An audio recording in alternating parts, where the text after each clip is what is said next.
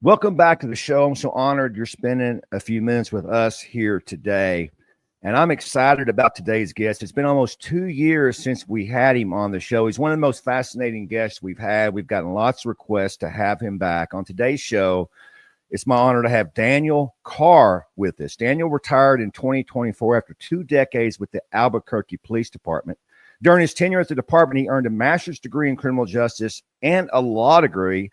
Certainly difficult to do. A few years ago, he started Police Law News on TikTok and to break down use of force incidents. The channel grew as well as his content into a Substack called the Police Law Newsletter. You can locate that at policelawnews.substack.com. The content is free, but I highly recommend spending just $50 a year to get in the mind of Daniel Carr each and every day. Daniel Carr, how are you doing? I'm doing great. Thank you so much for having me back on. Well, man, I know you've retired almost a year ago, and the last time we spoke, none of us were retired, and now we're both retired. How's that been for you? I know your content has accelerated, and it's certainly like I recommend it everywhere. So has that helped you in retirement to be able to kind of lean into more of this content? Yeah, thank you so much for all those kind words. And yeah, that's one of the things I'm doing more since I retired just about a year ago is definitely writing more articles on the Police Law News Substack, and really just doing more content in general. That's what I've been doing a lot of in retirement, and it's been nice to have the time freedom to really be able to dedicate to that. Well, you speak about the time freedom, and I noticed on today's bio, I could talk about you worked at Albuquerque. Last time we were sort of shying away from that because you were on the job. Do you feel a little more just freedom of expression now that you're away from the job? Absolutely. I feel like I'm not only, so when I was with the Albuquerque Police Department, I think a lot of officers who are active kind of feel this way as well, is that you have the freedom to talk about national issues, but things that are happening locally in your own department, a lot of times people stay away from that, which is probably the right thing to do. So yes, I definitely feel like I have the freedom to talk about issues that are going on in the city I live in. Yeah, I don't know if you experienced this, but I was in the media a lot on the job, but I almost felt like a weight was lifted off after I retired, because it always seemed like someone was sort of looking over my shoulder and reviewing what I was doing. Of course, I was always like, you just tell me to stop. Like in policy, you can tell me to stop talking to the media. Why are you letting me talk to the media if it makes you so nervous? And certainly they used it to beat me up a few times, but I felt it was important because I was speaking the truth. And that's the interesting thing about you, Daniel. It's why I recommend you so much is you sort of come at this from a down the middle angle, right? You will talk bad about a police incident, just like to talk good about a police incident. You're very critical on the kind of the anti-police agitators that never find anything good in police, and it's really refreshing. But I wonder why you're one of just a few people that do that. I'm just going to get your thoughts on it because I have a few opinions of myself. So you come at it from a straight from here's the truth, here's the facts, despite all the noise. Why is only one Daniel Carr, only a few other cousins of you? That's a great question. And I think there are a few other people who do this, but one of the reasons that I do it is because my purpose is to really have an honest conversation. It's because I believe that policing is so important that if a police officer makes an error, I think it's really important to know exactly what that error is. So was it an individual police officer who did something wrong? Was it the policy? Was it the training that they had? Because Travis, if we can't have an honest conversation about what went wrong, then we're never going to be able to make policing better. And I try to come at this from that perspective because, just like a reflex, always supporting the police officer or always being against the police officer, to me, that kind of criticism, it's not interesting and it's just lazy. And that is not what I'm trying to do. Well, man, you just nailed it right there. I mean, and it's coming, and you're right. It's from both sides. You'll have the pro police side, even internal police, that everything we do, there's a reason for it. And you'll have the anti-police side that is just crazy. And they're both playing to similar audiences, right? I don't know how, maybe there's 10% on one side and 20% on the other. There's similar audiences they're playing to. And the truth is just so rare. I mean, I'm not going to go into where the media has been in the last decade and all the crazy stuff that's happened. But I feel a sense and a shift in America to where they're kind of, let me just, caution my audience, because this, I don't like to cuss, but they're kind of tired of the bullshit, right, Daniel? They're kind of tired of being lied to. And that's where you come in. And And when think about police leaders, this has been a complaint of mine for many years because law enforcement has just taken it and been beaten down by really a lot of lies. Some things we earned, but a lot of it has been lies. The vast majority has been lies. And our police leaders have been just deathly silent. Our police organizations have been silent, sometimes going along with the false narrative. And here you come along, and I'm thinking to myself, hey, no offense to Daniel Carr, you're a smart, intelligent guy, but do we not have any police leaders in America that can at least match what Daniel's doing? What do you think's going on there?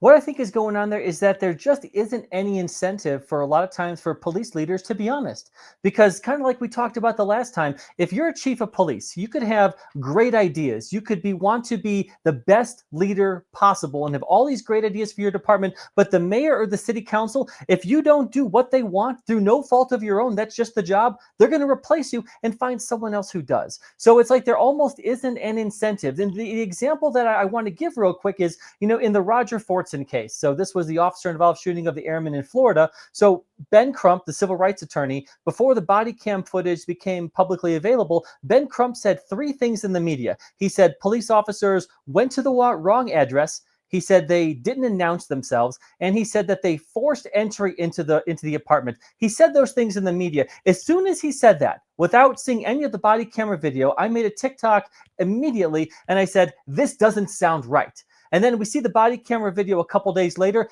Every single one of those was objectively incorrect. So the leaders in that city, not just the chief or the sheriff, but why aren't other city leaders at least coming out and saying that? Because you know so well that the first thing people hear is probably going to be the last thing they ever hear. There's a reason that all these years later, there's a big percentage of the population that still thinks that Breonna Taylor was sleeping in her bed when she was shot. And we know that isn't true, but the first thing that people hear, it's really difficult to get that out of their minds. And I wish I had a better answer for why police leaders don't want to go and correct those objectively false narratives. Well, I don't see this in many other professions, and it's certainly unique to law enforcement. It's bothered me to the core because it has hurt the profession so much. I mean, we could spend days talking about incidents that were just fabricated lies that police leaders knew the answer within seconds. You think of I believe it was Kenosha, where, he shot him in the back and he was a peacekeeper. And literally, the minute the police leaders showed up and said what happened, they knew exactly the truth. But it was 8 days after the incident before not the police leader told the truth, the police union guy told the truth 8 days later. And then the DA came out, I don't know, a month or two later and tried to tell the truth, but nobody listened, right? And what we got out of that, Daniel, was riots, right? And we could talk about riots in America that was happened because of lies. And I think you're right. I think, let's just break it down to what it is. Police leaders, they're weak. They're cowards. They're anyone that refuses to tell the truth, you can't put leader in the same sentence, right? We're not asking them to come out and badmouth people or badmouth Breonna Taylor or badmouth people. Just tell the truth. And I think that's what's so refreshing about your content is you just tell the truth. And I want to ask you, what kind of pushback do you get just by telling the truth? So the pushback that I typically get from telling the truth is really from both sides. So a lot of times I'll write an article and anti-police activists, they're always going to get mad at me if I say that an officer-involved shooting is objectively reasonable. But there are cases as well where if I think that that an officer-involved shooting is not objectively reasonable, or I think that a police officer violated law or policy, that individuals who are pro-police, which I'm pro-police too, that if people who are pro-police, they also get mad at me on that side too. And it's okay to disagree. That's the thing. If you don't like something that a police officer does, that's fine. Let's have the discussion. But Travis, here's what I'm asking. I'm asking for you to tell me exactly what the officer did that you don't like, and then back up what you don't like by citing law, policy, or training. Tell me what the officer violated, and then we can go from there and have an honest discussion. Well, and the other question I love to ask is, okay, what would you have done? You don't like this outcome. How would you have handled the crazed maniac with no shirt and wielding a knife? Like, how would you have handled it? They don't really like that question, but I love how you come at it, Daniel. And you mentioned being Crump, I don't know, 3 or 4 times a day. That's maybe an exaggeration, but how does someone like that and I've got some inside baseball on Mr. Crump. He doesn't go to court. He doesn't go to trial. He doesn't litigate. You can just ponder why that is. He just doesn't. It's all about a public show and a narrative. And you have clearly shown so many times how, I mean, obviously people know that pay attention that he bold-faced lies. He's become a multimillionaire by doing this. What does that say about our country, right? What does that say about, by the way, our leaders, that when they hear Ben Crump get scared and settle lawsuits? I mean, because the truth is rarely on his side. The odd thing about Mr. Crump, which I'd love to ask him one day, in fact, we were in the same airport, but I couldn't catch up to him, was how come when these cases are actually bad, because there are bad ones, Daniel, you've talked about them, I don't see you. I only see you in the cases where you seem to be fabricating information. That's always struck me. Like this, I'm getting off on a tangent, but this correction video that is just horrendous, where I don't see the outrage for that one, right? Which is wild to me. Like, okay, that's one you can get outraged about. That is not any level of the outrage I've seen on cases where there shouldn't have been outrage. Why do you think that is? Well, when it comes to Ben Crump, I think it's really important to understand what he is, because it's very easy to just criticize him and demonize him. And I think we should criticize his ideas, but it's really important to just kind of put it in the context of what he is. He's a civil rights attorney. His job is to get as much money as possible for the person that he's representing. That's his job. It's not for justice. It's not like my job. What I do is my job is to have an objective and honest conversation about important issues in policing. That's my job. That's not his job. And the mistake would be to think that he's playing the same game. He's not. Yeah. So he's playing the game of, and it's his job to try to get as much money as possible. That's what he's doing. So I think if we look at it from that perspective, I think it's more honest to be able to see exactly what he's doing. And kind of like you said, when you talked about the riots, I wrote an article a while back that I basically said, there's what Ben Crump does, just like you said, he doesn't go to court, but he basically has developed this brilliant 3-step process: lie, riot, extort. And that's what he does. Yeah, that makes a lot of sense. And I got a theory. I don't think many people have done this, but I think if Ben Crump comes to a town and he clearly lies about a police incident, I think if a police chief went in front of a microphone and said, "This is not the truth. Here's the video. Here's the truth," I actually think he just goes back to Florida. I think that's what actually happens, but very few people will do that to him, right? For some strange reason. And we'll move on, but I think that's very interesting. And I agree. We should not be focusing so much on him because that is who he is. We should be focusing on the police leaders that are just refusing to be honest, which is more troubling to me than Ben Crump not being honest. And if I could say one more thing on that. So what I do in my videos a lot of the time, and some of the videos that I put up on TikTok that have gone viral, I think one of them has 8 million views or something like that, where it's a case where Ben Crump tells objective lies. And I get on there and I say, okay, this is what Ben Crump said. And the involved police officers, they aren't allowed to publicly defend themselves. That's where I come in. And then I go and I correct the record and I play the body camera footage. And it's content like that. The reason that those videos have gone viral is because people want the truth. And as many videos of those as I can do, that's one of my goals. But the thing is, you're right. I shouldn't be one of the only ones doing it. That is the job of the police chief or the sheriff or the city leaders, not to lie, not to demonize people, not to talk bad about people who just lost a loved one, but just to be honest about what happened with their police officers. Yeah, I want to talk about one of your recent articles. By the way, if you're just now joining us, this is Daniel Carr. You've got to subscribe to the Police Law newsletter. It's policelawnews.substack.com. He's talked about TikTok on here. If you swing that way, go to TikTok. Daniel's obviously very popular on TikTok. So popular, they banned his TikTok when it blew up, and he's built another one. So check that out. But I'm an educated man, Daniel, so I like to read your lengthy articles versus your 12-year-old videos. But people love the videos. But I want to talk about one of your latest articles called 2024 by the Numbers. And I want to just kind of give our people watching or people listening what this said. You need to go to his website, pay the $50. Don't be cheap. Support this guy. But here's what you said. You said, hey, there's approximately 54 million police citizen contacts. There's somewhere in the neighborhood of 10 million arrests per year. Here is fatal police shootings for 2024. 1,133 people were fatally shot. 1068 were fatally shot by police were men. 94% were men. 20.9% were black. 30.8% were white. And you go on. And I love what you said at the end of it. You say the insane notion that police officers are engaging in wild shootouts with acorns on a daily basis is simply not based in reality. But what struck me with this data, Daniel, is I have followed this data for many, many years, and this data has been around 950, 1050, 1100. I would say between 950 and 1200 ever since I followed the data. All of the police reforms in the last decade, all of the claims of systematic racism, and I'll tell you why they say this. And we talked about talking to me earlier. I've been beaten up for saying this, but here's why it's always been said. 20.9% of black men were fatally shot by police. And then what they say about systematic racism is, but there's only 13% of black men in America. So that obviously means it's systematic racism. Obviously, we can talk about that in a second on why that is crazy.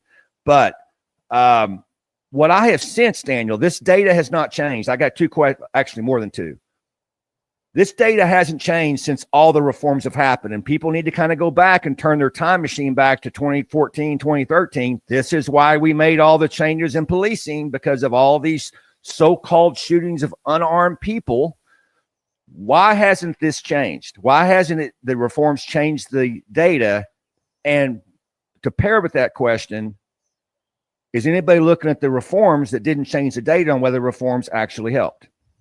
That's a great question, and I'd like to talk about reforms. I think we're going to get into that later, but the reason that the data hasn't changed and the reason that the data is not going to change is because the reform, in order to lower the amount of officer-involved shootings, is not on the part of police officers. Because police officers, if someone comes at a police officer with a knife or a gun or threatens a police officer with deadly force, there's no reform possible that is going to change the situation where a police officer is not going to defend themselves in a situation like that. So I think that police reform is this giant industry, and it's sold as that it's going to lower police shootings and things like that. And the reality is that it's not. Now, there are some good things that police reform can do, but the notion that it's going to lower the amount of police shootings is false.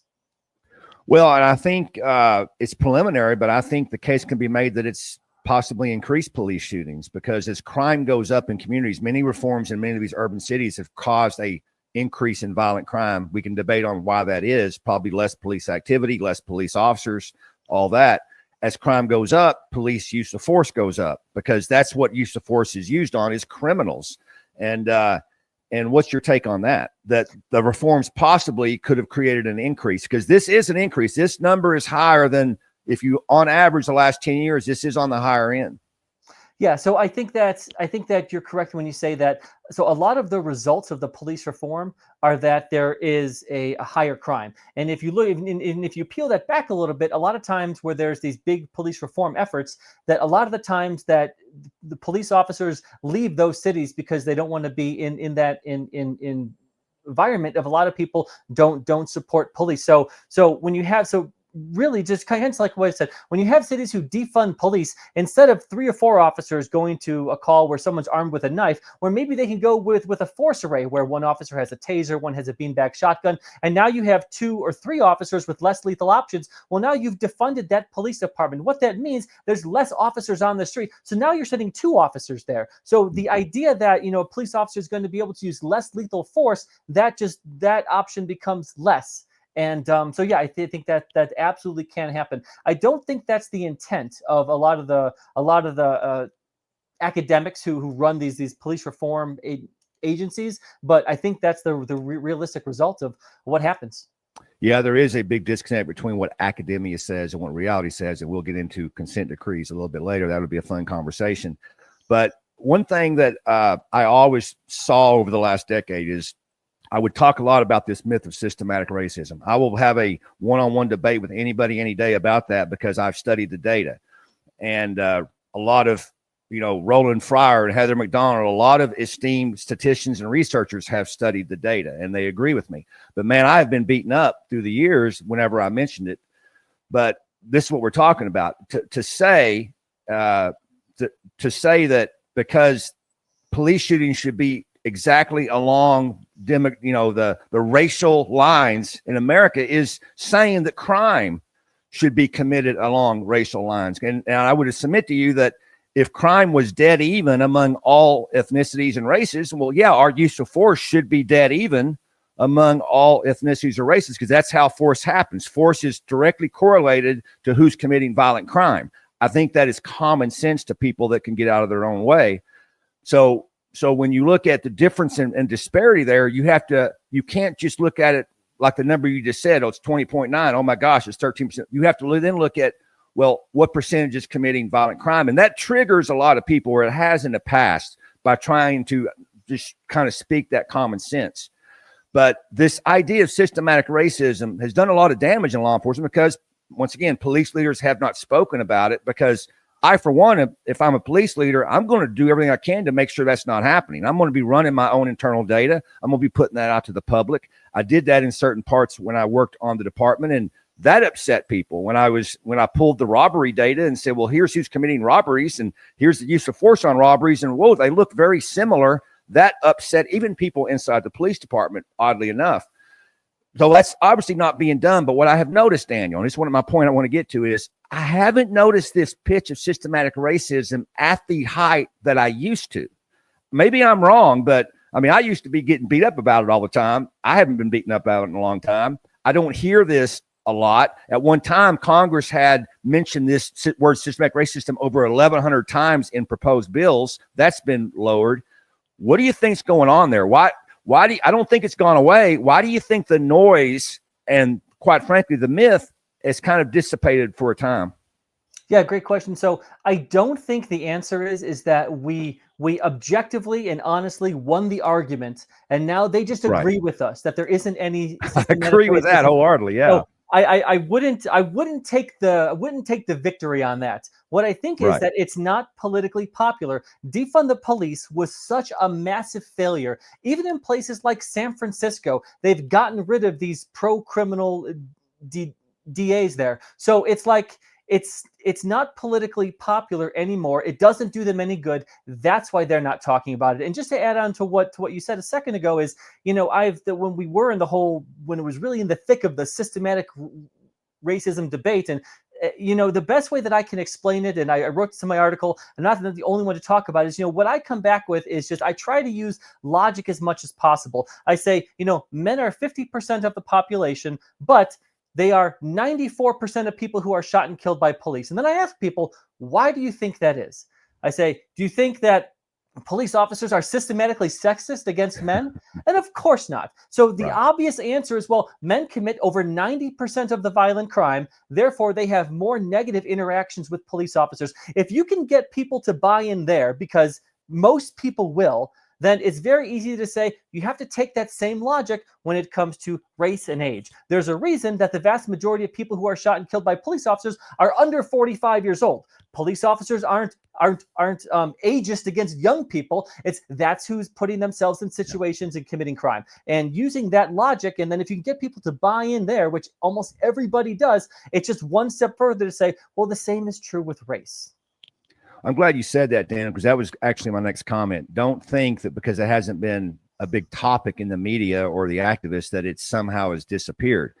Law enforcement agencies need to protect themselves against this in the future. And it's so simple, but I only know of about 3 departments doing it. And this is the simplicity of it. You take your Part 1 crime data, Daniel, and you break it down by race, because we don't make that up. Those are real victims that call the police and describe a suspect, right? It's rape, robbery, murder, homicide, aggravated assault, arson. And you break that down by race, and then you break down use of force by race, and you put them side by side. And you just put it out on your public website. You don't have to make a comment about it. You don't have to opine about it. You just put it out there. And people can look for themselves at the direct comparison and make their own judgment. But hardly no one does this, which is strange to me, because that data is readily available by a few clicks of a button, as you know. And I don't understand that, but that needs to be done, because you're not pointing fingers. You're just giving people, as you talk about, Daniel, the truth. And so if you want to sit here and claim that a 7% disparity in shootings means some system-wide racism, well, let's look at all the data and then just stick it side by side. I talk about this in my seminars, and people I had this chief, he's been a chief for 30 years. He goes, I'd never thought of that. I'm like, what is going on here, right? You'll sit here and listen to MSNBC call you every name in the book, including white supremacists and everything else, but you have not thought about just presenting the data. Because I think you're right. I think most of your community, regardless of where you are in America, most communities, they're going to look at this logically, right? They're not political animals always pointing fingers. They're just going to look at it logically, and they want to know the information.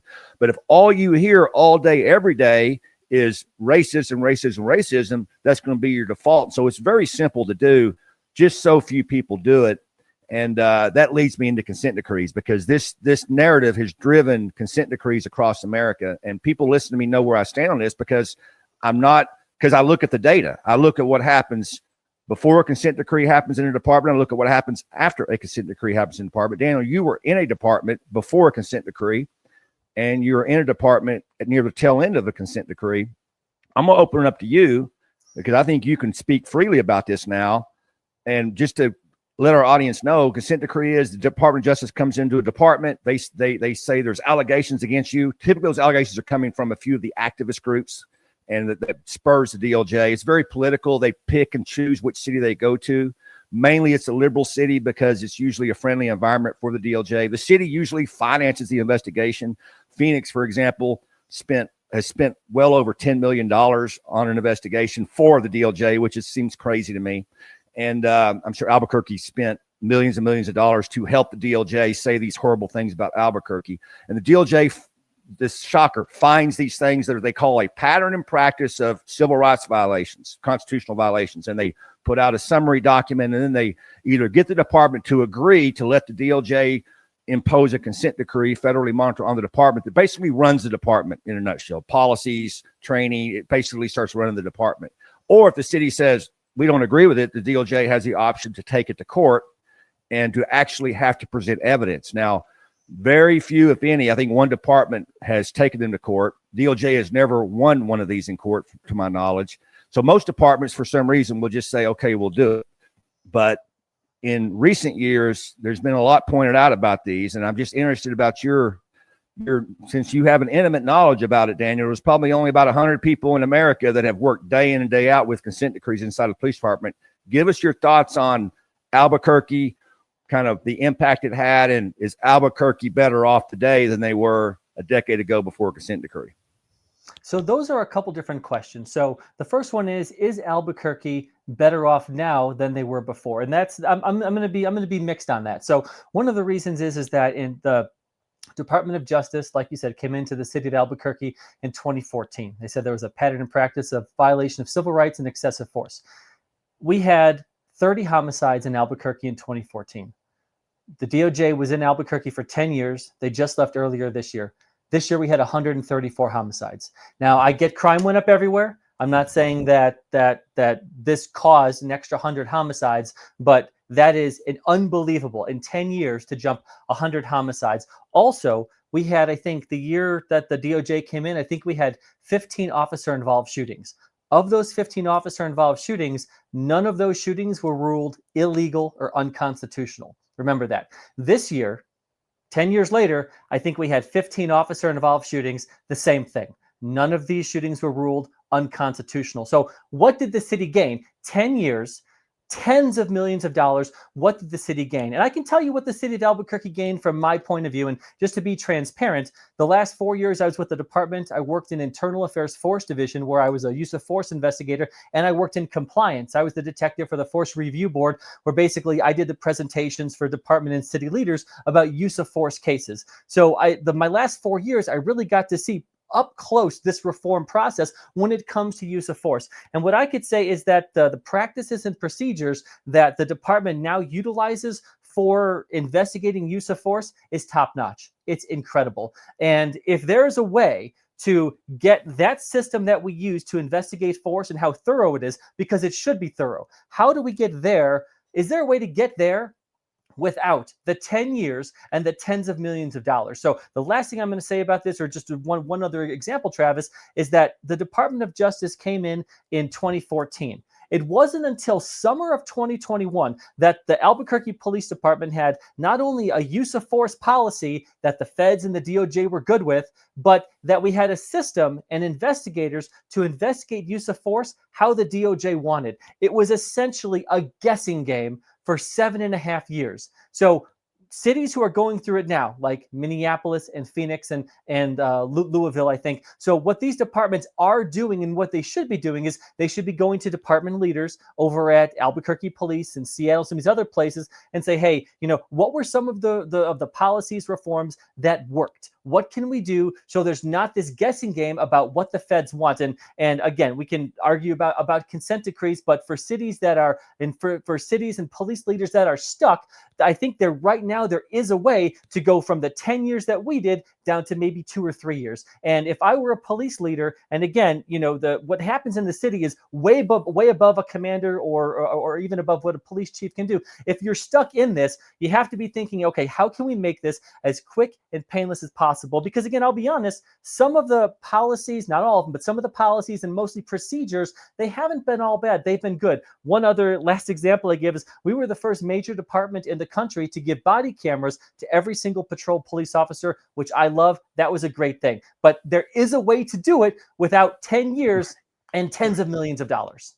There's certainly a way to do it without the DOJ. I mean, you could just 100%. Do it. It's what leadership's about, right? Yes. And I'm not going to go into it too deep, but I'm at the tail end of a multi-month investigation on Phoenix's investigation. Now, Phoenix has not agreed with the DOJ, and they have not signed up for a consent decree yet.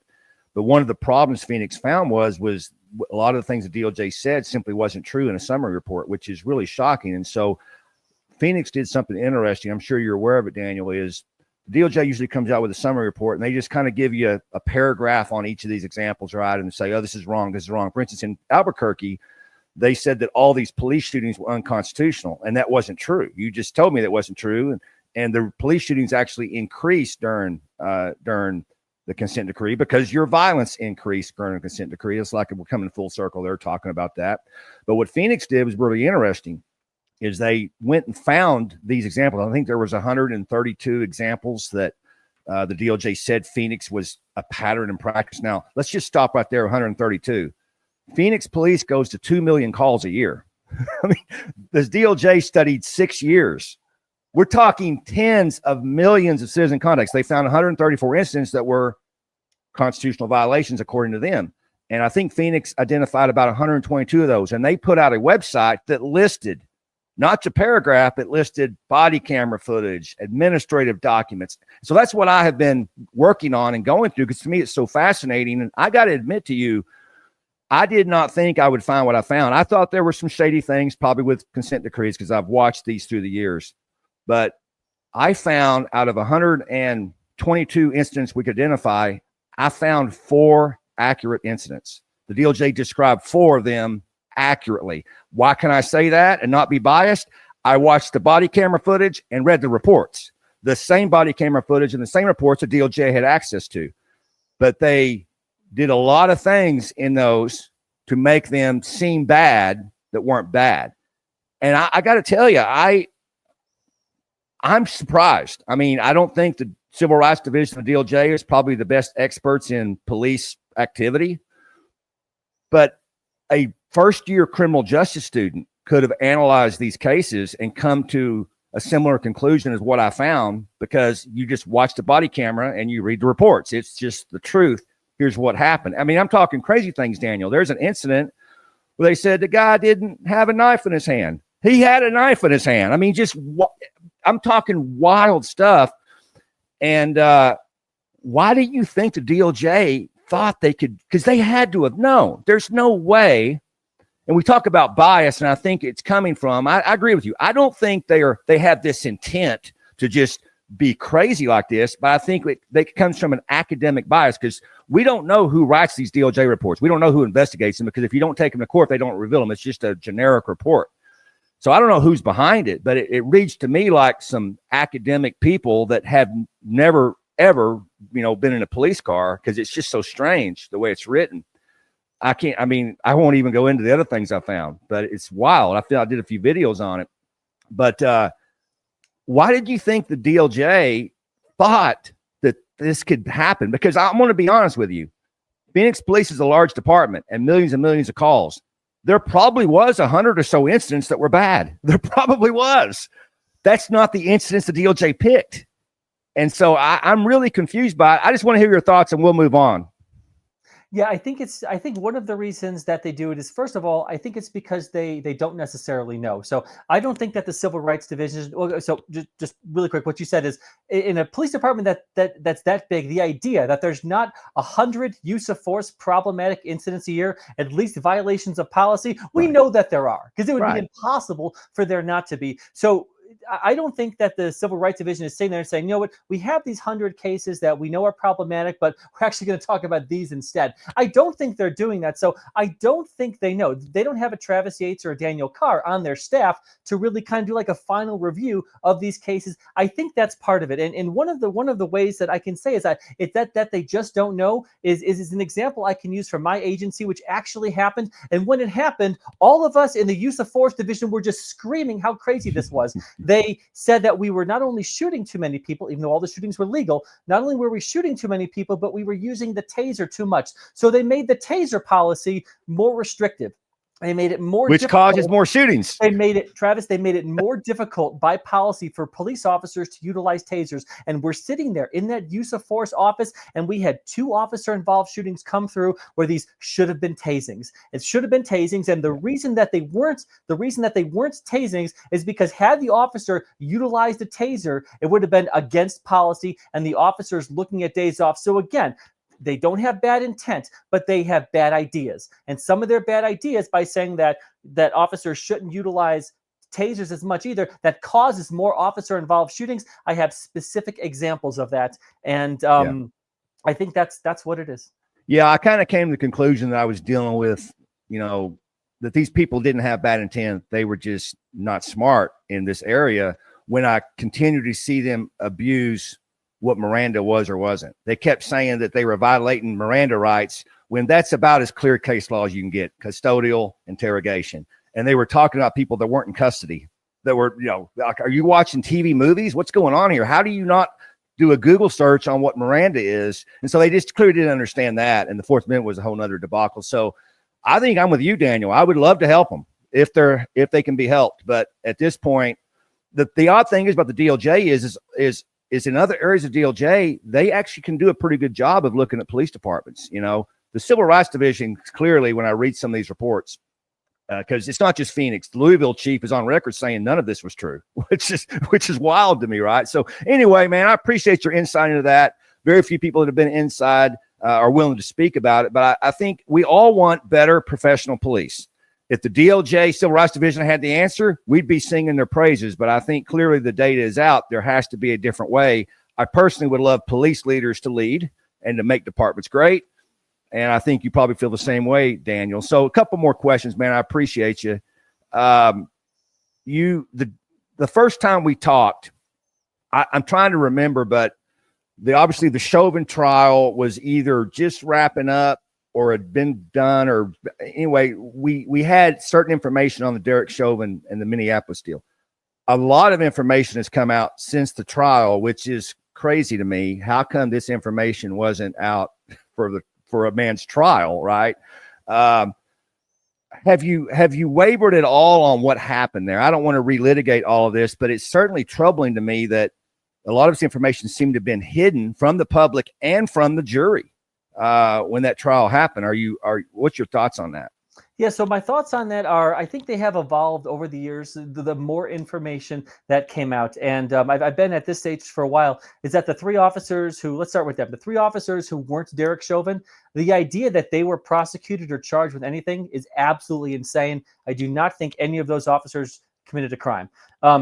Also, Derek Chauvin, what I can't get past on that, and I see a pathway to maybe where I can, what I still can't get past is that when you have someone who is obviously in medical distress, which George Floyd obviously was, the idea that you're going to have him handcuffed on his stomach and putting any weight on his back or shoulder, any weight for that period of time, for lack of a better term, that's a bad idea. So I don't know when Minneapolis got that training. I know when I got that training, probably around 2010. So the idea that Officer Chauvin didn't know that, that seems strange to me. I don't think that he intended to harm George Floyd. My guess is that he used this move, this kind of keeping his knee bladed across the back. Yeah, they call it the maximal restraint technique, MRT. Yeah. He probably used that dozens of times, and the result was everyone was fine. So I don't think that there was any bad intent on his part. So my question is really about the training and what I've learned since then. I actually attended a seminar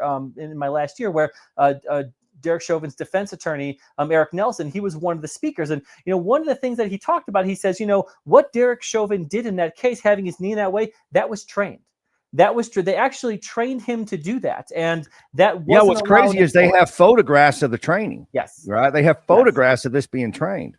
Yeah. So even if he was trained to do that, I get it. I'm just going to be, and again, I know that a lot of people who are pro police don't necessarily agree, but no matter what the training is, and I get that he had him in that position because he was waiting for someone to come with leg shackles because he was, I get all that. The idea that you're going to hold someone back in 2020, hold someone in that position for that long doesn't make any sense. So I guess I would need the answer to the question of why that decision was made. Why didn't you roll him over on his side or sit him up?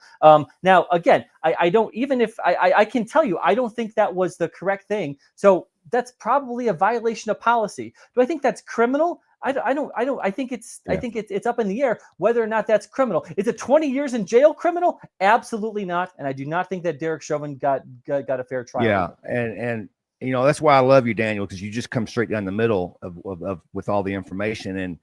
And you're right. I mean, if you have to prove this beyond a reasonable doubt, you just threw about 15 things out there that causes people to kind of pause one way or the other. And I'm not sure the jury got that same information, so which is really insane. And it may or may not come back and bite, the state of Minneapolis or Minnesota that presented that case, because obviously some information's come out that's very, very troubling. One more thing, Daniel, and I love what you said about this, is the contrast between the Daniel Penny case and then the subway fire case that just occurred. I think we live in this day and time where it doesn't take long for things to come around. What's your thoughts on that? Yeah, so my thoughts on that are that Daniel Penny, obviously he never should have been charged.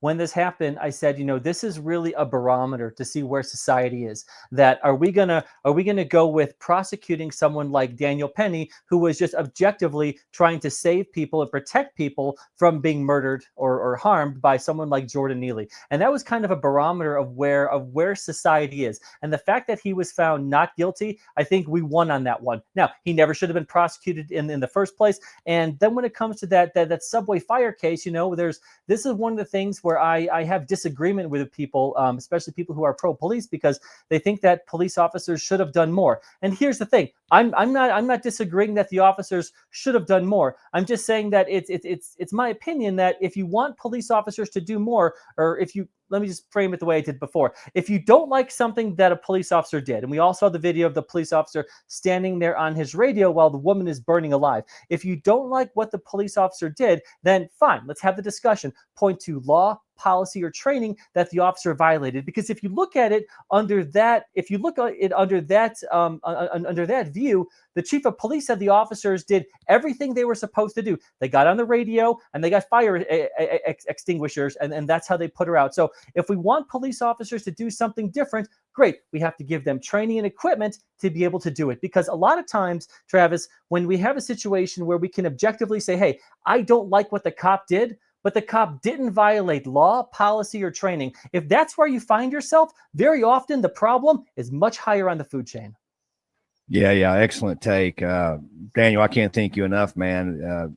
Where can people find you? Where can they reach out to you? I would also remind people, go to policelawnews.substack.com and subscribe and give this man $50 a year. That's not a lot for the work he's putting in. I just did that today, and I want to encourage everybody else to do that. So, Daniel, where can they find you at?